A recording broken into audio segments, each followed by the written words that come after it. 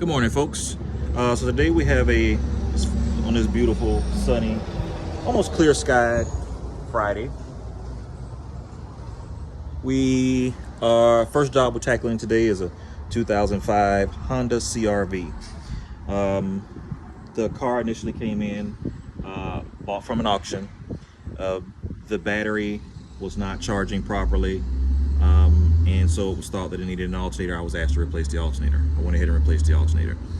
Replacing the alternator on this is a pretty big job. You have to remove the grill, the radiator, and when I tell you it's tight, it's tight. Take a look at it real quick.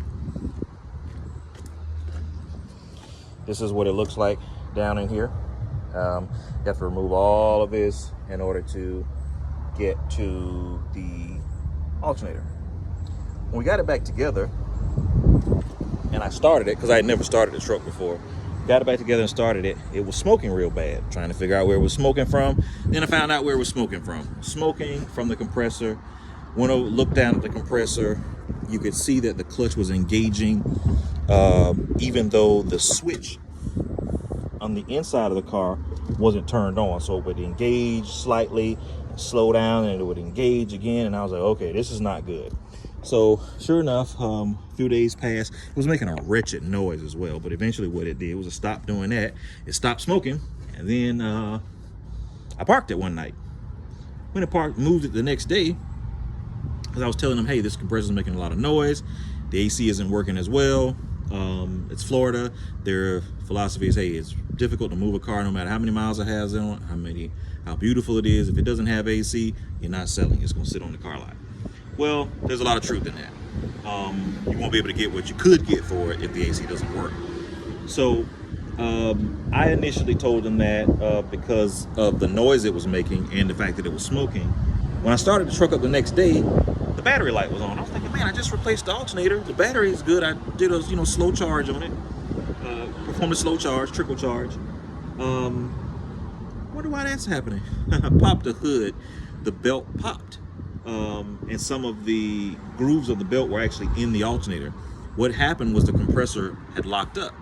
So at any rate, now it has to be replaced. I mean, that's what I was going to do anyway, but it's got to be replaced because, you can't even if you were just going to decide to, because actually what it had done is it stopped making the noise.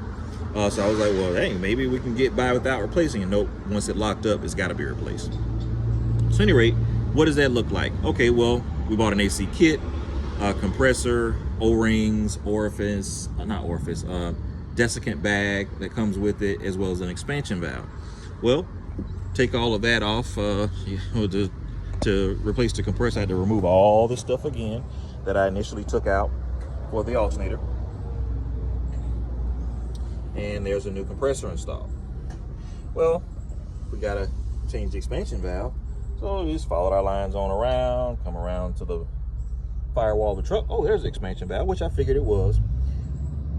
Has two Allens, I think it was Illinois Torx bits that were in there. Maybe it was Allens. I think it was Allens that were in there that hold it, like most do.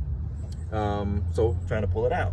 Cannot pull it out. You can move the bottom of it, but you will not move the top. Let me see if I can show you what we're talking about here.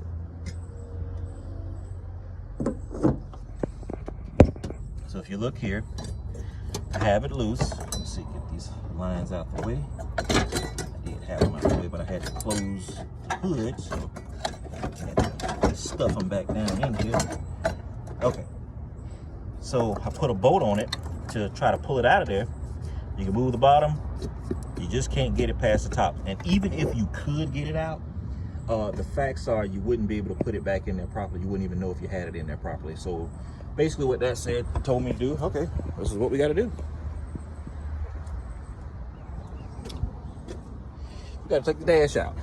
So we have the dash removed, and let me tell you, this is a job where you have to get your mind right, because if your mind isn't right, you will get frustrated and you'll just probably want to change your career. And I've had many jobs like that, and I've been doing this for let's see now, about 30 years. So you will come across one of those jobs every now and then where you think, I think I need to go find something easy to do. This can be one of them. And it really isn't that bad. It was just that I didn't know, and I don't have my program uploaded for the repair procedure.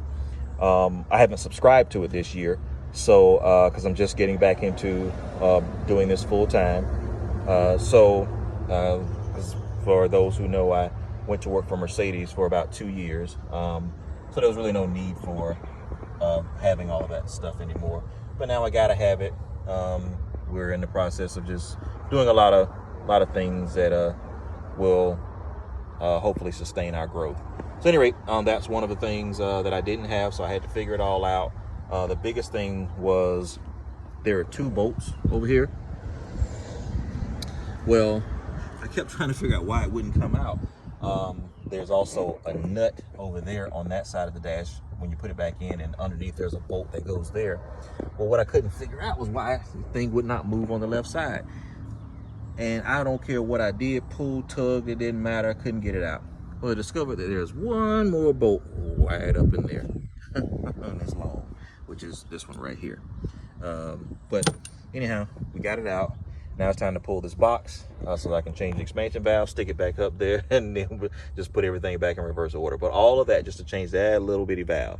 So yeah, that's what we're doing, and we'll come back with an update when we get this thing back together. I would have a video of me actually doing the work, but the problem with that is I don't have anyone to hold the camera, and we're just getting started. So, as one of my favorite YouTubers would say, we build it while we fly it. So, at any rate, here's where we are. This is what we're doing, and we'll come back with some updates.